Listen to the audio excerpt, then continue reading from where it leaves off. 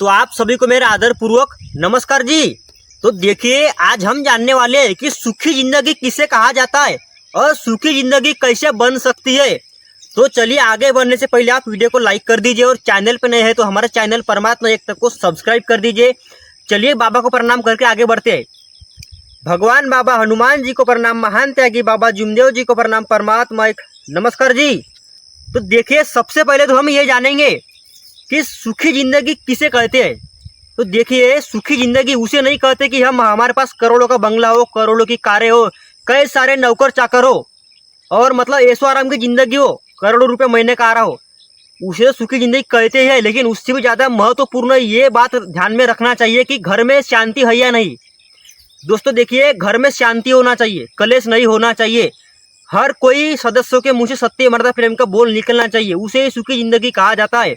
फिर चाहे अब देख लीजिए, उदाहरण के लिए समझ लीजिए, एक व्यक्ति चाहे रोज का 10 रुपये भी क्यों ना कमाता हो, लेकिन उनके घर में अगर सुख शांति है, सुखी जिंदगी है, उसे दोस्तों असली सुख माना जाता है। और देखिए, पैसों से हम अपने ऐशो आराम की जिंदगी बना सकते हैं, करोड़ों रुपया कमा सकते हैं, कारें वारे नौकर चाकर करा सकते हैं, लेकिन सुख कभी नहीं प्राप्त कर सकते। पैसों से सुखी जिंदगी कभी नहीं बन सकती है हमारी। सिर्फ घर में शांति होना दोस्तों, याद रखिएगा। और मैंने अभी तक आपको क्या बताया कि सुखी जिंदगी क्या होती है, कैसी होती है, कि चाहे वो मतलब अपने घर का अमीर में आदमी क्यों ना हो, लेकिन अगर घर में शांति नहीं है तो सुखी जिंदगी उसे बोल ही नहीं सकते। जिसके घर में शांति वातावरण हो, उसके घर में परमात्मा का वास होता है दोस्तों, याद रखिएगा। और अभी तक हमने ये जाने कि सुखी जिंदगी क्या होती है। अभी हम जानने वाले हैं कि सुखी जिंदगी कैसे बन सकती है, सुखी जिंदगी कैसे बनती है। चलिए आगे बढ़ते हैं। तो देखिए, हम उदाहरण लेते हैं एक परिवार पे। अब परिवार में समझ लीजिए 10 से 20 जन भी हो या 4-5 जन भी हो, लेकिन सबके मुंह से सत्य मर्यादा प्रेम का बोल निकलना चाहिए, क्योंकि हम परमात्मा एक मार्ग में है और हमें कुछ वाइट मतलब बोलना नहीं जमता, कुछ गलत काम करता नहीं जमता, चोरी चकारी मतलब कुछ भी नहीं, क्या गलत शब्द बोलना, कुछ आंख पे हाथ उठाना, कुछ भी हमें नहीं जमता। सब हम पूरे मर्यादा में, बंधन में हम है, हमारा में कुछ बंधन है, हम मर्यादा में है दोस्तों, याद रखिएगा। अब देखिए, हमारे हर सदस्य के मुंह से, हर परिवार के सदस्य के मुंह से सत्य मर्यादा प्रेम का बोल निकलना चाहिए, कुछ गलत नहीं बोलना चाहिए हमें। और सबसे मेन बात तो ये ध्यान में रखिएगा कि हमें कभी भी गुस्सा तो नहीं लाना चाहिए, चाहे कितना भी टेंशन क्यों ना आ जाए, गुस्सा नहीं लाना चाहिए हमें। हर सदस्यों ने अच्छे से व्यवहार रखना चाहिए, उसी को ही सुखी जिंदगी कहा जाता है। क्योंकि सुख दोस्तों पैसे से लेने में कभी नहीं मिल सकता, तो असली सुख परिवार से ही मिलता है, ये आप याद रखिएगा।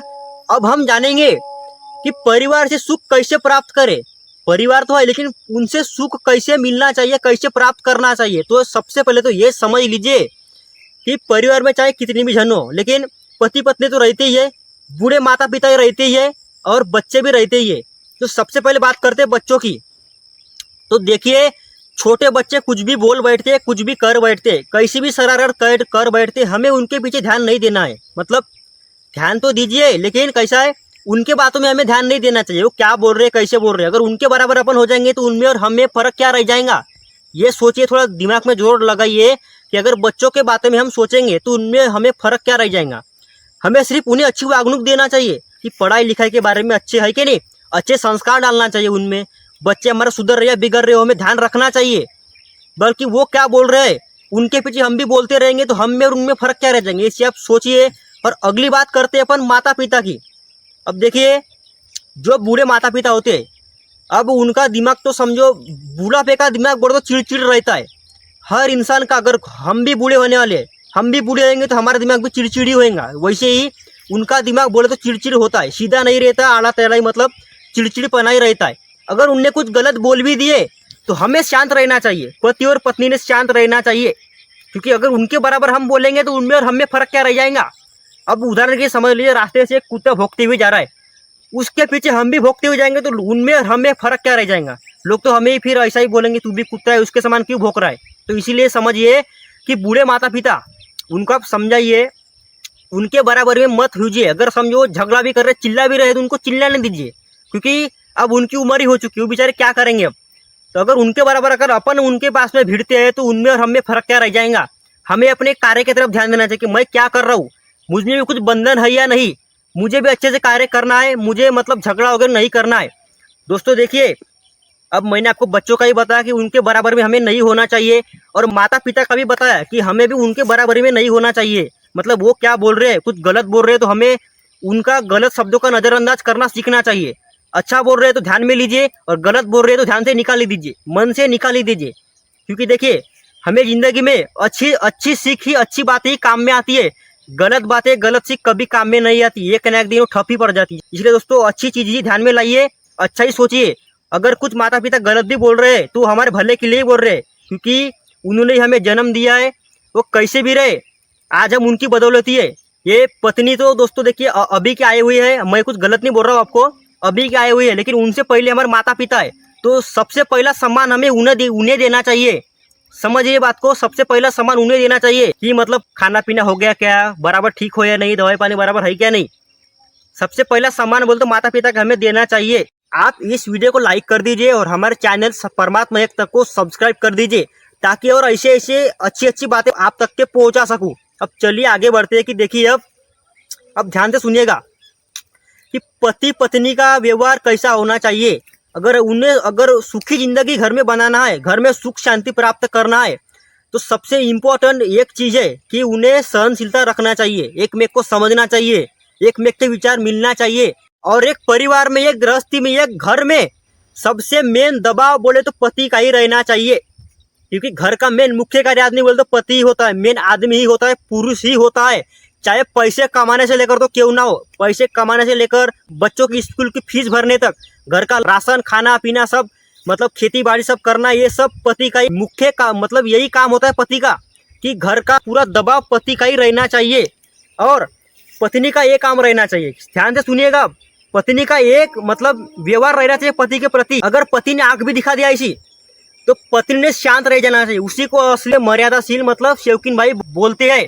कि देखिए, जिस पत्नी को अगर मर्यादा रहा, उन्हीं का ही घर आगे बढ़ सकता है। और सहन करना तो सीखना चाहिए, क्योंकि देखिए, शादी हो गई, जिंदगी बच गई, बच्चे वगैरह हो गए, तो उसके बाद में हमारा क्या काम है, गृहस्थी को आगे ले जाना, गृहस्थी अच्छे से पार पाना। क्योंकि हमें कुछ अभी नहीं मरना है, हमें पूरी जिंदगी जीना है, अभी 100 साल हमारे बाकी है, तो हमें गृहस्थी आगे ले जाना है। तो हंसते हंसते जाना चाहिए, दुखी होते होते तो एक एक दिन हमें बहुत ही बोझ लगने लगता है।